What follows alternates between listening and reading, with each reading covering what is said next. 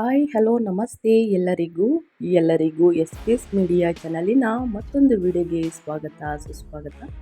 ಸ್ನೇಹಿತರೆ, ಎಲ್ಲರೂ ಹೇಗಿದ್ದೀರಾ? ಎಲ್ಲರೂ ಚೆನ್ನಾಗಿದ್ದೀರಾ ಅಂದ್ಕೊಂಡಿದ್ದೀನಿ. ನಾನು ಕೂಡ ತುಂಬಾ ಚೆನ್ನಾಗಿದ್ದೀನಿ. ಎಲ್ಲರೂ ಚೆನ್ನಾಗಿದ್ದೀರಾ ಅಂದ್ಕೊಂಡು ಭಾವಿಸ್ಕೊಂಡು ಇವತ್ತಿನ ಒಂದು ವಿಡಿಯೋನ ಶುರು ಮಾಡಿಬಿಡೋಣ. ಇವತ್ತಿನ ಒಂದು ವಿಡಿಯೋದಲ್ಲಿ ಸಿಂಹ ರಾಶಿಯವರಿಗೆ ಸ್ನೇಹಿತರೆ, ಫೆಬ್ರವರಿ 20ರಿಂದ ಸಾಕಷ್ಟು ಬದಲಾವಣೆಯನ್ನು ನೋಡಲಿದ್ದೀರಿ ಅಂತಲೇ ಹೇಳ್ಬೋದು. ಅದು ನಿಮ್ಮ ವ್ಯಾಪಾರದಲ್ಲಿ, ವ್ಯವಹಾರದಲ್ಲಿ, ಹಣಕಾಸಿನಲ್ಲಿ, ವೃತ್ತಿ ಜೀವನದಲ್ಲಿ, ಉದ್ಯೋಗದಲ್ಲಿ. ಒಟ್ಟಾರೆಯಾಗಿ ಸಿಂಹರಾಶಿಯವರು ಏನೆಲ್ಲ ಅದೃಷ್ಟದ ಫಲಗಳನ್ನು ಗಳಿಸಲಿದ್ದೀರಿ, ಯಾವುದರ ಬಗ್ಗೆ ಎಚ್ಚರಿಕೆ ವಹಿಸಬೇಕು ಅನ್ನೋದನ್ನ ಕಂಪ್ಲೀಟಾಗಿ ಇದೇ ವಿಡಿಯೋದಲ್ಲಿ ತಿಳಿಸ್ಕೊಡ್ತಾ ಹೋಗ್ತೀನಿ. ಇದನ್ನೆಲ್ಲ ತಿಳ್ಕೋಬೇಕು, ಸಣ್ಣ ಪುಟ್ಟ ಪರಿಹಾರಗಳನ್ನೆಲ್ಲ ಫಾಲೋಅಪ್ ಮಾಡಬೇಕು ಅಂದರೆ ಎಲ್ಲೂ ಕೂಡ ವಿಡಿಯೋನ ಸ್ಕಿಪ್ ಮಾಡಬಾರ್ದು. ಅಂದರೆ ವಿಡಿಯೋನ ಕಟ್ ಮಾಡಿ ಓಡಿಸ್ಕೊಂಡು ನೋಡಿದ್ರೆ ಫುಲ್ ಇನ್ಫಾರ್ಮೇಷನ್ ಅರ್ಥ ಆಗಲ್ಲ. ಸೊ ಹಾಗಾಗಿ ಎಲ್ಲ ವಿಡಿಯೋದಲ್ಲೂ ತಿಳಿಸ್ತಾ ಇರ್ತೀನಿ. ಮೊದಲಿಂದ ಕೊನೆ ತನಕ ವಿಡಿಯೋನ ವಾಚ್ ಮಾಡಿ.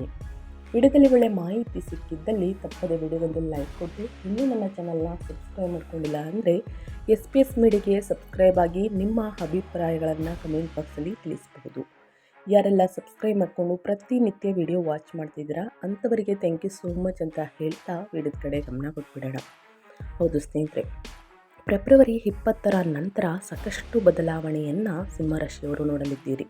ಸಿಂಹರಾಶಿಯವರಿಗೆ ಸ್ನೇಹಿತರೆ, ಗ್ರಹಗಳ ಸಂಚಾರದಿಂದ ಸಾಕಷ್ಟು ಬದಲಾವಣೆ ಅಂತಲೇ ಹೇಳಬಹುದು. ಗ್ರಹಗಳ ಸಂಚಾರದಿಂದ ಸಾಕಷ್ಟು ಪ್ರಭಾವವನ್ನು ಬೀರಲಿದೆ. ಅದು ನಿಮ್ಮ ವ್ಯಾಪಾರ, ವ್ಯವಹಾರದಲ್ಲಿ, ಹಣಕಾಸಿನಲ್ಲಿ, ನಿಮ್ಮ ವೃತ್ತಿ ಜೀವನದಲ್ಲಿ, ಒಟ್ಟಾರೆಯಾಗಿ ನಿಮ್ಮ ಭವಿಷ್ಯದಲ್ಲಿ ಏನೆಲ್ಲ ಬದಲಾವಣೆಯನ್ನು ಸೂಚಿಸಲಿದೆ, ಯಾವುದರ ಬಗ್ಗೆ ಮುನ್ನೆಚ್ಚರಿಕೆಗಳನ್ನು ತೆಗೆದುಕೊಳ್ಬೇಕು ಅನ್ನೋದನ್ನ ತಿಳಿಸ್ಕೊಡ್ತಾ ಹೋಗ್ತೀನಿ. ಇವಾಗ ಎಲ್ಲೂ ಕೂಡ ಸ್ಕಿಪ್ ಮಾಡ್ದೇ ಬಿಗಿನ್ನಿಂದ ಹೆಂಡ್ ತನಕ ವಿಡಿಯೋನ ವಾಚ್ ಮಾಡಿ. ಈ ಅದೃಷ್ಟ ರಾಶಿ ನಿಮ್ಮ ಕುಟುಂಬದಲ್ಲಿ ಮತ್ತು ನಿಮ್ಮ ಸ್ನೇಹಿತರಲ್ಲಿ ಇದ್ದರೆ ತಪ್ಪದೆ ಅವ್ರಿಗೂ ಕೂಡ ವಿಡಿಯೋವನ್ನು ಶೇರ್ ಮಾಡಿ. ನಿಮ್ಮ ಕಡೆಯಿಂದ ಅವರ ಅದೃಷ್ಟ ಭವಿಷ್ಯವನ್ನು ಅವರು ಕೂಡ ತಿಳ್ಕೊಂಡಂಗಾಗುತ್ತೆ.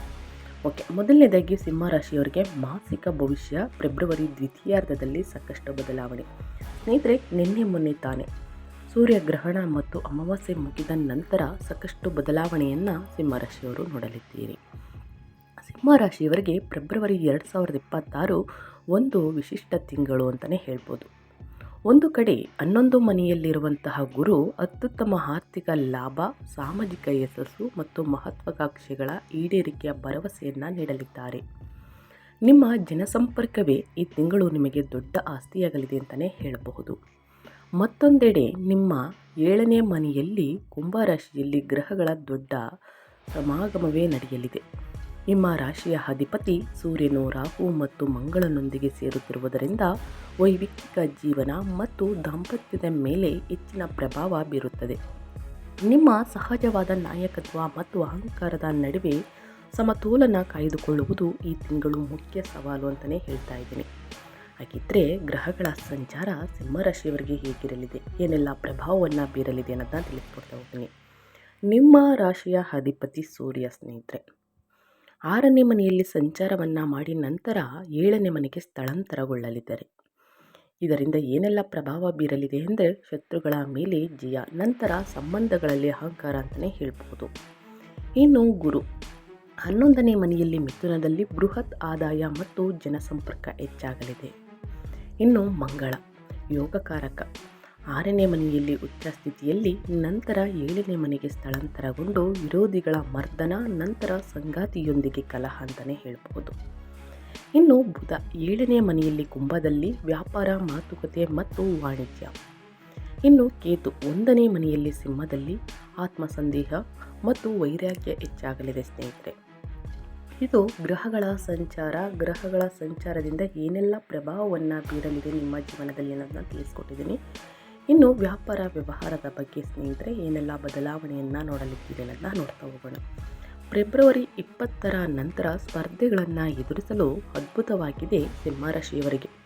6ನೇ ಮನೆಯಲ್ಲಿ ಮಂಗಳ ಉಚ್ಚನಾಗಿರುವುದರಿಂದ ಮತ್ತು ಸೂರ್ಯನು ಅಲ್ಲೇ ಇರುವುದರಿಂದ ಕೆಲಸದ ಸ್ಥಳದಲ್ಲಿ ನಿಮ್ಮ ವಿರೋಧಿಗಳನ್ನು ಸುಲಭವಾಗಿ ಸೋಲಿಸಿದಿರಿ. ಕಾನೂನು ಹೋರಾಟಗಳಲ್ಲಿ ಜಯ ಇದೆ. ಸಾಲದ ಹೊರೆ ಇಳಿಕೆ ಮತ್ತು ಸ್ಪರ್ಧಾತ್ಮಕ ಪರೀಕ್ಷೆಗಳಲ್ಲಿ ಯಶಸ್ಸು ದೊರೆಯುವಂತಹ ಸಾಧ್ಯತೆ ಹೆಚ್ಚಿದೆ. ನೀವು ವೃತ್ತಿ ಜೀವನದಲ್ಲಿ ಅತ್ಯಂತ ಶಕ್ತಿಯುತವಾಗಿ ಕಾಣಿಸಿಕೊಳ್ಳುವಿರಿ. ಗ್ರಹಗಳು 7ನೇ ಮನೆಗೆ ವ್ಯಾಪಾರ, ಪಾಲುದಾರಿಕೆ ಸೇರಿದಂತೆ ಸಹಭಾಗಿತ್ವದ ಮೇಲೆ ಗಮನ ಹರಿಸಬೇಕಾಗುತ್ತದೆ. ಇದು ಸ್ವಲ್ಪ ಜಾಗರೂಕತೆಯಿಂದ ಇರಬೇಕಾದ ಸಮಯ. 11ನೇ ಮನೆಯಲ್ಲಿರುವ ಗುರು ಲಾಭದಾಯಕ ಒಪ್ಪಂದಗಳನ್ನು ತಂದರೂ 7ನೇ ಮನೆಯಲ್ಲಿರುವ ರಾಹು ಮಂಗಳನ ಪ್ರಭಾವವು ನಂಬಿಕೆಗೆ ಅರ್ಹರಲ್ಲದ ಪಾಲುದಾರರನ್ನು ತರಬಹುದು. ವ್ಯಾಪಾರ ವ್ಯವಹಾರದಲ್ಲಿ ಅಭಿವೃದ್ಧಿಯನ್ನು ಹೊಂದಲು ಸ್ನೇಹಿತರೆ ಫೆಬ್ರವರಿ 20ರ ನಂತರ ಯಾವುದೇ ಹೊಸ ಒಪ್ಪಂದಕ್ಕೆ ಸಹಿ ಹಾಕುವ ಮೊದಲು ಎಚ್ಚರಿಕೆ ಇರಲಿ ಅಥವಾ ತಿಳಿದವರ ಸಲಹೆಯನ್ನು ತೆಗೆದುಕೊಂಡು ಸಹಿ ಹಾಕುವುದು ಉತ್ತಮ. ಹಿರಿಯರ ಮಾರ್ಗದರ್ಶನವನ್ನು ತೆಗೆದುಕೊಳ್ಳಿ ಸ್ನೇಹಿತರೆ. ಇದು ಸಿಂಹ ರಾಶಿಯವರಿಗೆ ಒಂದು ಮುನ್ನೆಚ್ಚರಿಕೆ ಅಂತಲೇ ಹೇಳ್ಬೋದು.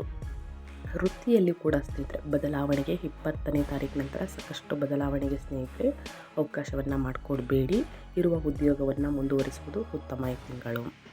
ಅದೇ ರೀತಿ ಹಣಕಾಸಿನ ಪರಿಸ್ಥಿತಿ ಹೇಗಿರಲಿದೆ ನಿಮ್ಮ ಫೈನಾನ್ಸ್ ಬಗ್ಗೆ ಅನ್ನೋದಾದರೆ, ಈ ತಿಂಗಳು ಆರ್ಥಿಕವಾಗಿ ಈ ವರ್ಷದ ಅತ್ಯುತ್ತಮ ತಿಂಗಳುಗಳಲ್ಲಿ ಫೆಬ್ರವರಿ ತಿಂಗಳು ಒಂದು ಅಂತಲೇ ಹೇಳ್ಬೋದು. 11ನೇ ಮನೆಯಲ್ಲಿರುವ ಗುರುವು ಭರ್ಜರಿ ಧನ ಲಾಭವನ್ನು ತಂದುಕೊಡಲಿದ್ದಾರೆ. ಮುಖ್ಯ ವೃತ್ತಿಯ ಜೊತೆಗೆ ಉಪಕಸುಬುಗಳಿಂದಲೂ ಕೂಡ ಆದಾಯ ಹರಿದು ಬರಲಿದೆ ಸ್ನೇಹಿತರೆ. ಸ್ನೇಹಿತರು ಅಥವಾ ಹಿರಿಯ ಒಡಹುಟ್ಟಿದವರಿಂದ ಧನ ಸಹಾಯ ಅಥವಾ ಹೊಸ ಅವಕಾಶಗಳು ದೊರೆಯಲಿವೆ. ಅದ್ಯಾಗೋ 8ನೇ ಮನೆಯಲ್ಲಿರುವಂಥ ಶನಿಯು ತೆರಿಗೆ, ವಿಮೆ ಅಥವಾ ಅನಿರೀಕ್ಷಿತ ಖರ್ಚುಗಳ ಬಗ್ಗೆ ಎಚ್ಚರಿಕೆ ನೀಡಲಿದ್ದಾರೆ. ಆದಾಯ ಚೆನ್ನಾಗಿದೆ ಎಂದು ಅತಿಯಾದ ಖರ್ಚು ಮಾಡಬೇಡಿ. 7ನೇ ಮನೆಯ ಪ್ರಭಾವದಿಂದ ಸಂಗಾತಿಗಾಗಿ ಅಥವಾ ಸಾಮಾಜಿಕ ಸಮಾರಂಭಗಳಿಗಾಗಿ ಹೆಚ್ಚಿನ ಹಣ ವ್ಯಯಿಸುವಂತಹ ಸಾಧ್ಯತೆ ಇದೆ. ಉಳಿತಾಯದ ಕಡೆಗೆ ಗಮನವಿರಲಿ ಸ್ನೇಹಿತರೆ. ಏಕೆಂದರೆ ಅನಗತ್ಯ ಖರ್ಚುಗಳು ಜಾಸ್ತಿ ಆದರೆ ಮುಂದಿನ ದಿನಗಳಲ್ಲಿ ಖಂಡಿತವಾಗಿಯೂ ಹಣಕಾಸಿನ ಪ್ರಾಬ್ಲಮ್ ಎದುರಾಗಲಿದೆ. ಸೊ ಹಾಗಾಗಿ ಗ್ರಹಗಳ ಸಂಚಾರ ಯಾವ ರೀತಿ ಇದೆ, ಏನೆಲ್ಲ ಪ್ರಭಾವವನ್ನು ಬೀರುತ್ತದೆ, ಈ ತಿಂಗಳು ನಮ್ಮ ಬಜೆಟ್ ಎಷ್ಟಿದೆ, ಎಷ್ಟು ಖರ್ಚು ಮಾಡಬೇಕು, ಎಷ್ಟು ಉಳಿತಾಯ ಮಾಡಬೇಕು ಅನ್ನೋದನ್ನ ಸ್ವಲ್ಪ ಗಮನದಲ್ಲಿಟ್ಕೊಳ್ಳಿ ಸ್ನೇಹಿತರೆ. ಇನ್ನು ನಿಮ್ಮ ಹೆಲ್ತ್ ಬಗ್ಗೆ ಹೇಳೋದಾದರೆ, ನಿಮ್ಮ ಆರೋಗ್ಯದಲ್ಲಿ ಏನೆಲ್ಲ ಬದಲಾವಣೆಯನ್ನು ಸೂಚಿಸಲಾಗಿದೆ, ಯಾವುದರ ಬಗ್ಗೆ ಮುನ್ನೆಚ್ಚರಿಕೆಗಳನ್ನು ತೆಗೆದುಕೊಳ್ಬೇಕು ಫೆಬ್ರವರಿ 20ರ ನಂತರ ಅಂದರೆ ಆರೋಗ್ಯದ ವಿಷಯದಲ್ಲಿ ಮಿಶ್ರ ಫಲಗಳಿವೆ. ಲಗ್ನದಲ್ಲಿರುವ ಕೇತುವು ಒಂದು ರೀತಿಯ ವೈರಾಗ್ಯ, ಮಾನಸಿಕ ಗೊಂದಲ ಅಥವಾ ಅಸ್ಪಷ್ಟ ಆಯಾಸವನ್ನು ಉಂಟು ಮಾಡಬಹುದು. ನೀವು ದೈಹಿಕವಾಗಿ ಇದ್ದರೂ ಮಾನಸಿಕವಾಗಿ ಎಲ್ಲೋ ಇದ್ದೀರಾ ಎಂಬ ಭಾವನೆ ನಿಮ್ಮನ್ನು ಕಾಡಬಹುದು. 8ನೇ ಮನೆಯ ಶನಿಯ ಪ್ರಭಾವದಿಂದ ಹಳೆಯ ಮೂಳೆ ಅಥವಾ ಸ್ನೇಹಿತರೆ ಮೈ ನೋವು, ಕೈಕಾಲು ನೋವು, ಕೈಗಳಿಗೆ ಮತ್ತು ಹಲ್ಲುಗಳಿಗೆ ಸಂಬಂಧಿಸಿದ ಸಮಸ್ಯೆಗಳು ಮರುಕಳಿಸಬಹುದು. ಹಳೆಯ ಸಮಸ್ಯೆ ಮತ್ತೆ ಮರುಕಳಿಸಬಹುದು. ಈ ತಿಂಗಳ ಕೊನೆಯಲ್ಲಿ ನಿಮ್ಮ ರಾಶಿಯ ಅಧಿಪತಿ ಸೂರ್ಯನು ರಾಹುವನ್ನು ಎದುರಿಸುವುದರಿಂದ ಉಷ್ಣದ ಸಮಸ್ಯೆಗಳು, ರಕ್ತದೊತ್ತಡ ಅಥವಾ ತಲೆನೋವು ಕಾಣಿಸಿಕೊಳ್ಳಬಹುದು. ಕೋಪವನ್ನು ನಿಯಂತ್ರಿಸಿಕೊಳ್ಳುವುದು ಈ ತಿಂಗಳು ನಿಮ್ಮ ಆರೋಗ್ಯಕ್ಕೆ ಬಹಳ ಮುಖ್ಯ. ಅತಿಯಾದ ಒತ್ತಡವು ದೈಹಿಕ ಕಾಯಿಲೆಗಳಿಗೆ ನೇರ ಕಾರಣವಾಗಬಹುದು. ಇದರ ಜೊತೆಗೆ ಉಷ್ಣತೆ, ರಕ್ತದೊತ್ತಡ, ತಲೆನೋವಿಗೆ ಸ್ನೇಹಿತರೆ ಉಷ್ಣತೆ ಜಾಸ್ತಿ ಇದ್ದರೆ ತಪ್ಪದೆ ಎಳನೀರು, ಚೆನ್ನಾಗಿ ನೀರನ್ನು ಕುಡಿಯುವುದು, ಹಸಿರು ತರಕಾರಿ, ಹಣ್ಣು ಹಂಪಲುಗಳನ್ನು ಚೆನ್ನಾಗಿ ಸೇವಿಸಿ ಸ್ನೇಹಿತರೆ. ಉಷ್ಣತೆ ಸ್ವಲ್ಪ ಕಡಿಮೆಯಾಗಲಿದೆ. ಅತಿಯಾದ ರಿಸ್ಕ್ ಒತ್ತಡವನ್ನು ಕಡಿಮೆ ಮಾಡಿ, ವಿಶ್ರಾಂತಿಯನ್ನು ತೆಗೆದುಕೊಳ್ಳಿ, ಲಘು ವ್ಯಾಯಾಮವನ್ನು ಮಾಡಿ, ಪ್ರತಿದಿನ ವಾಕಿಂಗನ್ನು ಮಾಡಿ ಸ್ನೇಹಿತರೆ. ಉನ್ನತ ಆರೋಗ್ಯಕ್ಕಾಗಿ ಇದನ್ನೆಲ್ಲ ನಿಮ್ಮ ಜೀವನದಲ್ಲಿ ಅಳವಡಿಸಿಕೊಳ್ಳಿ. ಖಂಡಿತವಾಗಿಯೂ ಉನ್ನತ ಆರೋಗ್ಯವನ್ನು ಮುಂದಿನ ದಿನಗಳಲ್ಲಿ ಗಳಿಸಲಿದ್ದೀರಿ ಅಂತಲೇ ಹೇಳ್ಬಹುದು. ತಪ್ಪದೆ ಈ ಸಣ್ಣ ಪುಟ್ಟ ಚೇಂಜಸನ್ನು ಸಿಂಹರಾಶಿಯವರು ಪ್ರಾಕ್ಟೀಸ್ ಮಾಡಬೇಕಾಗುತ್ತದೆ ಸ್ನೇಹಿತರೆ, ಅಳವಡಿಸ್ಕೊಳ್ಬೇಕಾಗುತ್ತದೆ ನಿಮ್ಮ ದಿನಚರಿಯಲ್ಲಿ ಸ್ನೇಹಿತರೆ. ತಪ್ಪದೆ ಇದನ್ನೆಲ್ಲ ಮಾಡಿ ಅಂತ ಹೇಳ್ತಾ, ಇನ್ನು ನಿಮ್ಮ ವೈಯಕ್ತಿಕ ಜೀವನದಲ್ಲಿ ನಿಮ್ಮ ಕುಟುಂಬದಲ್ಲಿ ಏನೆಲ್ಲ ಬದಲಾವಣೆಯನ್ನು ನೋಡಲಿದ್ದೀರಿ, ನಿಮ್ಮ ಫ್ಯಾಮಿಲಿಯಲ್ಲಿ ಯಾವುದರ ಬಗ್ಗೆ ಮುನ್ನೆಚ್ಚರಿಕೆಗಳನ್ನು ತೆಗೆದುಕೊಳ್ಬೇಕು ಅನ್ನೋದಾದರೆ, ಮೊದಲನೇದಾಗಿ ಸಪ್ತಮ ಭಾವವು ಗ್ರಹಗಳ ದಾಳಿಗೆ ಒಳಗಾಗದಂತೆ ಅವಿವಾಹಿತರಿಗೆ ಹಠಾತ್ ಪ್ರೇಮ ಸಂಬಂಧಗಳು ಏರ್ಪಡಬಹುದು. ಆದರೆ ಮನೆಯಲ್ಲಿ ಸ್ವಲ್ಪ ಕಿರಿಕಿರಿ ಉಂಟಾಗಲಿದೆ. ಇದರಿಂದ ಇದು ಸ್ವಲ್ಪ ಅಸ್ಥಿರವಾಗಿರುವಂತಹ ಸಾಧ್ಯತೆ ಇದೆ ಅಂತಲೇ ಹೇಳ್ಬೋದು. ನೀವು ವಿಭಿನ್ನ ಹಿನ್ನೆಲೆಯ ವ್ಯಕ್ತಿಗಳ ಕಡೆಗೆ ಆಕರ್ಷಿತರಾಗಬಹುದು. ವಿವಾಹಿತರಿಗೆ ಇದು ಪರೀಕ್ಷೆಯ ಸಮಯ. ಸೂರ್ಯ ಅಹಂಕಾರವನ್ನು ಹೆಚ್ಚಿಸಲಿದೆ, ಮಂಗಳ ಕೋಪವನ್ನು ಹೆಚ್ಚಿಸಲಿದೆ, ರಾಹು ಗೊಂದಲವನ್ನು ಹೆಚ್ಚಿಸಲಿದೆ. ಇವೆಲ್ಲವೂ ಒಂದೇ ಮನೆಯಲ್ಲಿ ಇರುವುದರಿಂದ ಸ್ಫೋಟಕ ವಾದ ವಿವಾದಗಳು ನಡೆಯಬಹುದು ಕುಟುಂಬದಲ್ಲಿ. ಜೊತೆಗೆ ನಿಮ್ಮ ಸಂಗಾತಿಯ ಜೊತೆಗೆ ಬಂಡಾಯವಿದ್ದಂತೆ ಅಥವಾ ಹೆಚ್ಚಿನ ಸ್ವಾತಂತ್ರ್ಯ ಬಯಸಿದಂತೆ ಅನಿಸಬಹುದು. ಹೆಚ್ಚಿನ ಸ್ವಾತಂತ್ರ್ಯ ಬಯಸಿದಾಗ ನಿಮಗೆ ಕೋಪ ಆಗಾಗ ಬರುತ್ತದೆ, ಗೊಂದಲ ಕೂಡ ಉಂಟಾಗುತ್ತದೆ. ಯಾಕಪ್ಪ ಇವರಿಷ್ಟು ದಿನ ಚೆನ್ನಾಗಿದ್ದರು, ಮುಂದಿನ ದಿನಗಳಲ್ಲಿ ಏನೋ ಎತ್ತೋ ಅನ್ನೋದು ಕಾಡುತ್ತೆ. ಜೊತೆಗೆ ಫ್ಯಾಮಿಲಿಯಲ್ಲೂ ಕೂಡ ಇವರ ಹೊಂದಾಣಿಕೆ ಉತ್ತಮವಲ್ಲ ಅನಿಸುತ್ತೆ. ಇದರಿಂದ ವಾದ ವಿವಾದಗಳು, ಕಿರಿಕಿರಿ, ಮನಸ್ತಾಪ ಇದೆಲ್ಲವೂ ಕೂಡ ಸೃಷ್ಟಿಯಾಗಲಿದೆ. ಸೊ ಹಾಗಾಗಿ ಸಿಂಹ ರಾಶಿಯವರಾದ ನೀವು ನಿಮ್ಮ ಹೆಮ್ಮೆಯನ್ನು ಬದಿಗಿಟ್ಟು ಶಾಂತವಾಗಿರುವುದು ಮುಖ್ಯ. ಈ ಸಮಯದಲ್ಲಿ ವಾದ ವಿವಾದದಿಂದ ದೂರವಿರಿ. ಗುರುವು ನಿಮ್ಮ 7ನೇ ಮನೆಯಲ್ಲಿ ಇರುವುದರಿಂದ ನೀವು ವಿವೇಚನೆಯಿಂದ ವರ್ತಿಸಿದರೆ ಸಮಸ್ಯೆಗಳು ಬಗೆಹರಿಯುತ್ತದೆ. ಮನೆಯಲ್ಲಿ ಸ್ನೇಹಿತರೆ ಮದುವೆ ಯೋಗ ಇದೆ, ಕಂಕಣ ಭಾಗ್ಯ ಇದೆ ಅಂತಲೇ ಹೇಳ್ಬೋದು. ಸಿಂಹರಾಶಿಯವರಿಗೆ ಯಾರಿಗೆ ಮದುವೆಯಾಗಿಲ್ಲ ಅಂಥವರಿಗೆ ಮನೆಯಲ್ಲಿ ಒಂದು ಶುಭ ಕಾರ್ಯ ನಡೆಯಲಿದೆ. ಸಂತಾನ ಭಾಗ್ಯ ಕೂಡ ಇದೆ. ಎಲ್ಲದಕ್ಕೂ ಕೂಡ ಒಳಿತಾಗಲಿದೆ. ಆದಷ್ಟು ಮೌನವಾಗಿರುವುದು ಉತ್ತಮ. ವಾದ ವಿವಾದದಿಂದ ದೂರವಿರಿ ಸ್ನೇಹಿತರೆ. ಒಳಿತು ಈ ತಿಂಗಳು. ಇನ್ನು ಶಿಕ್ಷಣದ ಬಗ್ಗೆ ಹೇಳೋದಾದರೆ ಸಿಂಹರಾಶಿಯ ವಿದ್ಯಾರ್ಥಿಗಳು ಏನೆಲ್ಲ ಫಲಿತಾಂಶವನ್ನು ಗಳಿಸಲಿದ್ದೀರಿ, ಯಾವುದರ ಬಗ್ಗೆ ಎಚ್ಚರಿಕೆ ವಹಿಸಬೇಕು ಅನ್ನೋದಾದರೆ, ವಿದ್ಯಾರ್ಥಿಗಳಿಗೆ 5ನೇ ಮನೆಯ ಮೇಲೆ ಗುರುವಿನ ದೃಷ್ಟಿ ಇರುವುದರಿಂದ ವಿದ್ಯಾಭ್ಯಾಸಕ್ಕೆ ಅನುಕೂಲಕರವಾಗಿದೆ. ನಿಮ್ಮ ಬುದ್ಧಿಶಕ್ತಿ ಚುರುಕಾಗಿರುತ್ತದೆ ಮತ್ತು ಹೊಸ ವಿಷಯಗಳನ್ನು ಕಲಿಯಲು ಆಸಕ್ತಿಯನ್ನು ತೋರಿಸಲಿದ್ದೀರಿ. ತಿಂಗಳ ಕೊನೆಯಲ್ಲೂ ಕೂಡ ಸ್ನೇಹಿತರೆ ಅಧ್ಯಯನವನ್ನು ಮಾಡಬೇಕು, ಉನ್ನತ ಫಲಿತಾಂಶವನ್ನು ಗಳಿಸಬೇಕು ಅನ್ನೋ ಹಂಬಲ ಹೆಚ್ಚಾಗಲಿದೆ ನಿಮಗೆ. ಆದರೆ ಸಾಮಾಜಿಕ ವಲಯ ಮತ್ತು ಸ್ನೇಹ ಬಳಗವು ನಿಮ್ಮನ್ನು ಓದಿನಿಂದ ದೂರ ತಳ್ಳಬಹುದು, ಮನೋರಂಜನೆ ಹೆಚ್ಚಿಸಬಹುದು. ಕಚೇರಿ ಅಥವಾ ಕಾಲೇಜು ಕಾರ್ಯಕ್ರಮಗಳಲ್ಲಿ ಅತಿಯಾಗಿ ತೊಡಗಿಸಿಕೊಳ್ಳುವುದರಿಂದ ಅಧ್ಯಯನದ ಮೇಲೆ ಪರಿಣಾಮ ಬೀರಬಹುದು. ಸ್ನೇಹಿತರ ಜೊತೆ ಸುತ್ತಾಟ ಬಳಗವು ನಿಮ್ಮನ್ನು ಓದಿನಿಂದ ದೂರ ಇರಿಸಬಹುದು ಸ್ನೇಹಿತರೆ. ಅಧ್ಯಯನದ ಮೇಲೆ ಸ್ನೇಹಿತರೆ ಪರಿಣಾಮ ಬೀರಬಹುದು. ಲಗ್ನದ ಕೇತುವು ನಿಮ್ಮ ಗುರಿಯ ಬಗ್ಗೆ ಆಗಾಗ ಗೊಂದಲ ಮೂಡಿಸಬಹುದು. ನಿಯಮಿತ ವೇಳಾಪಟ್ಟಿಯನ್ನು ಅನುಸರಿಸುವುದು ನಿಮ್ಮ ಯಶಸ್ಸಿನ ಗುಟ್ಟಾಗಿರುತ್ತದೆ.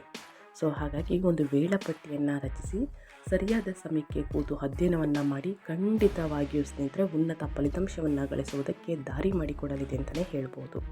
ಸೊ ಹಾಗಾಗಿ ಈ ಸಣ್ಣ ಪುಟ್ಟ ಪ್ರಾಕ್ಟೀಸನ್ನು ಖಂಡಿತವಾಗಿಯೂ ಮಾಡಿ. ಅತಿಯಾದ ಒಲವನ್ನು ನಿಮ್ಮ ಸ್ನೇಹಿತರೊಂದಿಗೆ ಕಡಿಮೆ ಮಾಡಿ, ಮನೋರಂಜನೆ ಕಡೆಯೂ ಕೂಡ ಸ್ವಲ್ಪ ಕಡಿಮೆ ಮಾಡಿ ಉನ್ನತ ಫಲಿತಾಂಶವನ್ನು ಗಳಿಸಲಿದ್ದೀರಿ.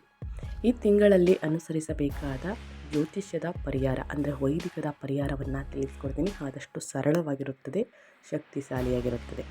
ಸಂಬಂಧಗಳಲ್ಲಿ ಉದ್ವೇಗ ಕಡಿಮೆ ಮಾಡಲು ಮತ್ತು ನಿಮ್ಮ ಆರೋಗ್ಯವನ್ನು ಕಾಪಾಡಲು ಸಿಂಹರಾಶಿಯವರು ಸ್ನೇಹಿತರೆ ವ್ಯಾಪಾರ ವ್ಯವಹಾರದಲ್ಲಿ ಅಭಿವೃದ್ಧಿಯನ್ನು ನೋಡಲು ಈ ಪರಿಹಾರವನ್ನು ಮಾಡಬೇಕಾಗುತ್ತದೆ. ಮೊದಲನೇದಾಗಿ ಸೂರ್ಯ ನಮಸ್ಕಾರ.